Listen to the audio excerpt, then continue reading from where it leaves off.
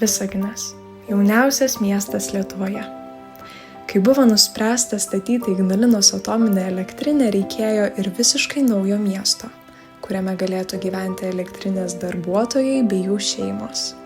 Taip, 1975 metais ežerų ir miškų apsuptyje pradėtas statyti miestas, kuris tuo metu buvo pavadintas Sniečkumi.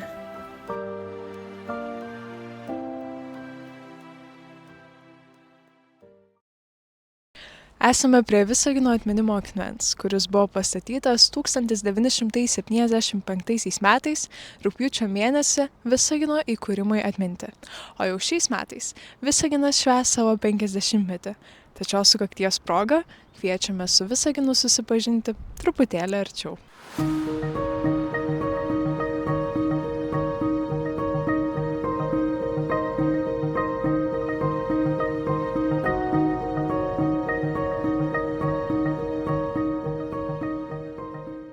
Ignalinos atominė elektrinė pradėjo dirbti 1983 metais. Visagine buvo naudojami tokie patys reaktoriai kaip ir Černobylyje, tik jie buvo truputėlį modernesni ir saugesni.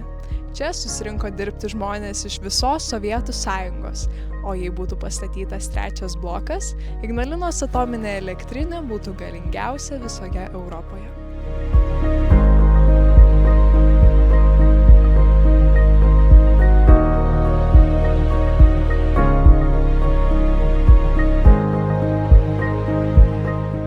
Elektrinė dideliai daliai gyventojų buvo ne šiaip darbovietė, bet ir labai svarbi gyvenimo dalis.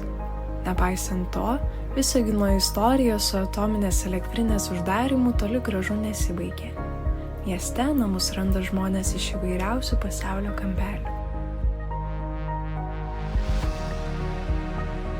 Mūsų miestas tai vieta, kur gali pabėgti nuo miesto triukšmo, būdamas pačiame mieste, kur šalia daugiabučio lango ošia šimtametė pušis, o už kampo pasitinka miško takas.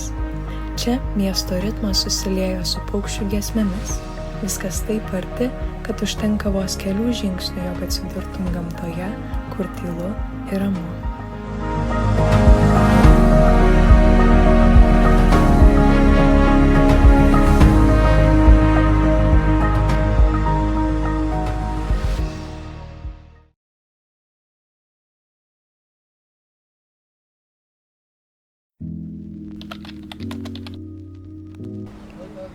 В 78-м.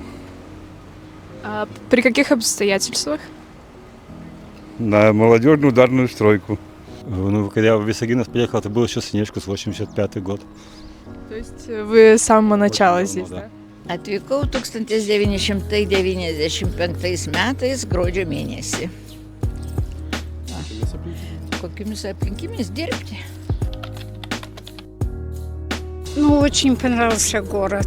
Такой зеленый, кругом леса, озера. Очень понравился город. Мне как будто друскинкой вот так представляется. Nu, čia gyvena pusseserė ir jinai pakvietė mane, kad atvykčiau gyventi. Ну, а куда я поеду? В Россию. В России, чтобы начать дело, в мои годы уже времени не хватает.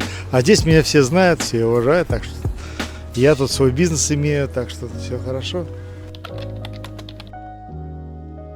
Nu, seniau tai daugiau rusų kalba, o dabar daugiau lietuvių kalba, vat tik tiek.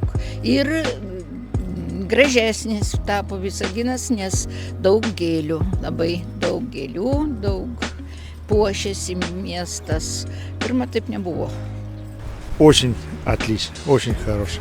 Все друг друга знали, все здоровались, все как-то жили дружно. Это сейчас все закрывшиеся висагинцы. А раньше было очень хорошо.